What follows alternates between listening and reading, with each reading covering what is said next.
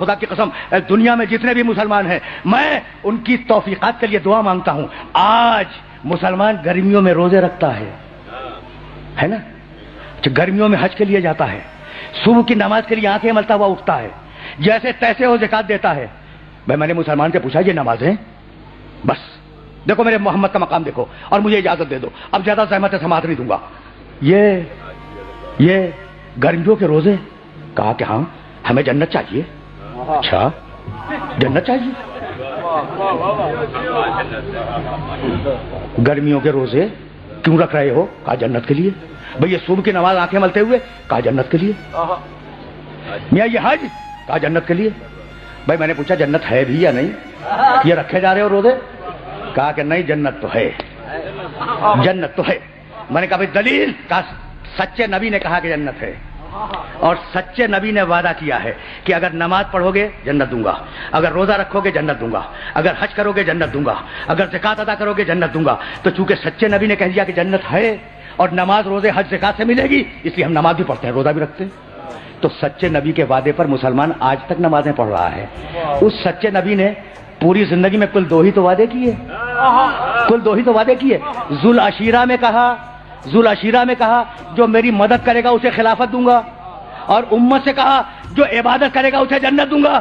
تو اگر پہلا ہی پورا نہ ہوا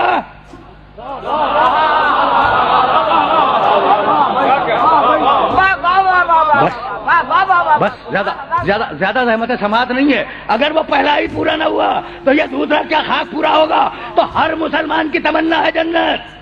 کیا کمال کی بات ہے. اور قرآن نے کہا ہر مسلمان کو جنت نہیں دیں گے. جاؤ اگر کوئی آیت مل جائے تو ہوں نا, تمہارے ملک میں ہوں اور تمہارے شہر آتا جاتا رہتا ہوں, اگر آیت مل جائے تو مجھے دکھا دینا. پورے قرآن میں کہیں وعدہ نہیں ہے کہ ہم مسلمان کو جنت دیں گے,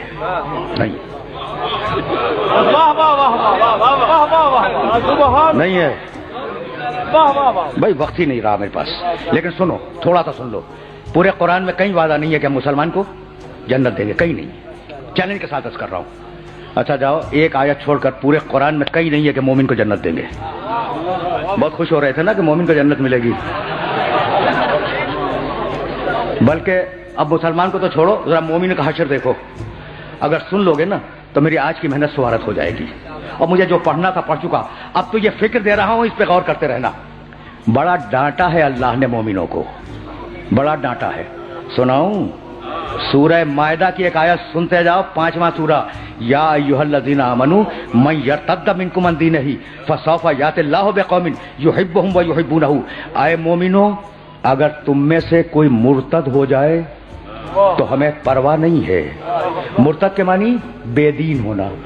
اللہ کہہ رہا ہے اے مومنو تم میں سے اگر کوئی مرتد ہو جائے تو ہمیں پرواہ نہیں ہے. تو ہوئے ہوں گے نا کچھ مرتد. کیسا ڈانٹا, کیسا ڈانٹا. بھائی خدا کی قسم آیات میں بڑی گنجائش تھی, لیکن میرے پاس دامن وقت میں گنجائش نہیں ہے. پھر کبھی صحیح ہوئے ہوں گے نا. یہ ہے مومن کا حشر. اور سناؤں سورہ حجرات 49واں سورہ ہے, اس کی پہلی اور دوسری آیت آرام سے سن لو. بسم اللہ الرحمن الرحیم. یا ایھا الذین آمنوا. کیا نازک مرحلے پہ سننے والوں کو لے آیا ہوں میں. لا تقدموا بین ید اللہ ورسولہ واتقوا اللہ ان اللہ سمیع علیم. یا ایھا الذین آمنوا لا ترفعوا اصواتکم فوق صوت النبی ولا تجهروا له بالقول كجهر بعضكم لبعض ان تحبط اعمالكم وانتم لا تشعرون. اے ایمان لانے والو, اے مومنو, خدا اور رسول سے آگے نہ بڑھو. کوئی بڑھا ہوگا نا رسول سے آگے. قرآن مفروضات پہ باتیں نہیں کیا کرتا. قرآن کے پاس اتنا وقت نہیں ہے فالتو کہ وہ مفروضات پہ باتیں کرے. کوئی بڑھا ہوگا نا تو یا ایھا الذین آمنوا. بھائی اللہ سے بڑھنا تو ممکن نہیں ہے. یا ایھا الذین آمنوا لا تقدموا بین یدی اللہ ورسولہ. دیکھو اللہ اور رسول سے آگے مت بڑھنا. یا ایھا الذین آمنوا لا ترفعوا اصواتکم فوق صوت النبی. اے ایمان لانے والو, نبی کی آواز پر اپنی آواز کو بلند نہ کرنا. کسی نے کی ہوگی نا. بھائی عجیب مراحل ہیں, مفروضات پہ بات نہیں ہو رہی ہے. ولا تجہروا لہ بالقول کجہر بعضکم لبعض. اور دیکھو ایمان لانے والو, میرے نبی کو, میرے محمد کو اس طریقے سے نہ پکارو جیسے تم اپنے دوست کو پکارتے ہو. اگر تم جیسا ہوتا تو ہم اجازت دے دیتے. پہنچ رہی ہیں نا باتیں، پہنچ رہی ہیں باتیں. اچھا تو 3 ممانعت ہیں. نبی سے آگے نہ بڑھو، نبی کی آواز پہ آواز کو بلند نہ کرو، نبی کو ویسا نہ پکارو جیسے اپنے دوست کو پکارتے ہو. اور اگر یہ کیا تو بتاؤں کیا کروں گا؟ ان تحبط اعمالکم وانتم لا تشعرون. تمہاری پڑھی ہوئی نمازیں تمہارے منہ پہ مار دوں گا، تمہارے رکھے ہوئے روزے تمہارے منہ پہ مار دوں گا، تمہارا کیا ہوا حج تمہارے منہ پہ مار دوں گا. یعنی اگر نبی سے آگے بڑھ گئے تو نماز باطل ہے. بھائی اس سے زیادہ وعدہ نہیں کر سکتا. اگر نبی سے آگے بڑھ کے نماز پڑھ لی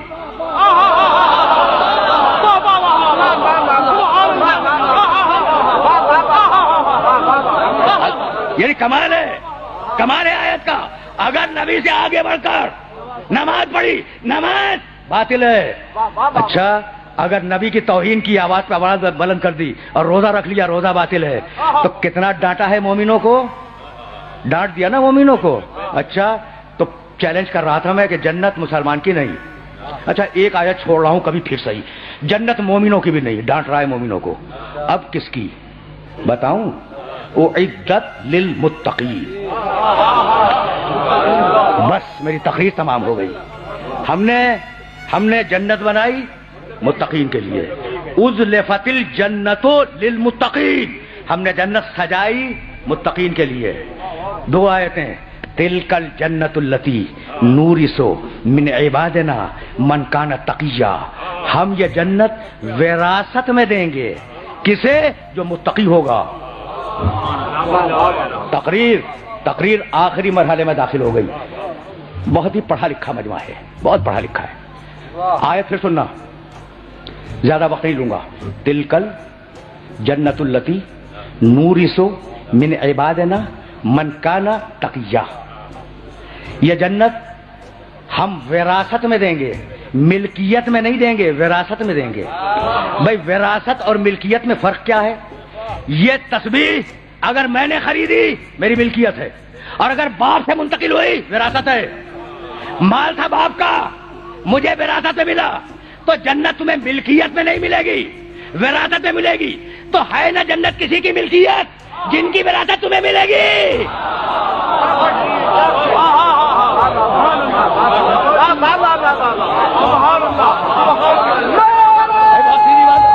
ہے نا؟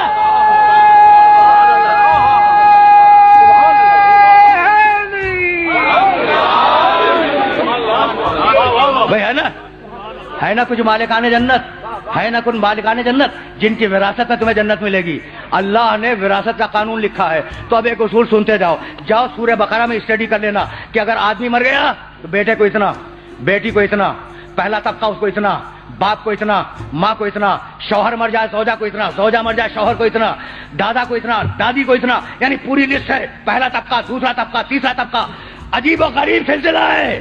میں مر جاؤں میری بیوی کو اتنا ملے گا، میرے بیٹے کو اتنا ملے گا، میری بیٹی کو اتنا ملے گا. کہاں لکھا ہے؟ قرآن میں. مال میرا، وارث بنائے اللہ. بس میری تقریر تمام ہو گئی، خدا کی قسم میری تقریر تمام ہو گئی. مال میرا، مرا میں، کمایا میں نے، ملکیت میری. مر گیا میں، وارث بنائے اللہ. تو مال میرا، وارث اللہ بنائے، اور دین اللہ کا وارث تم بناؤ گے.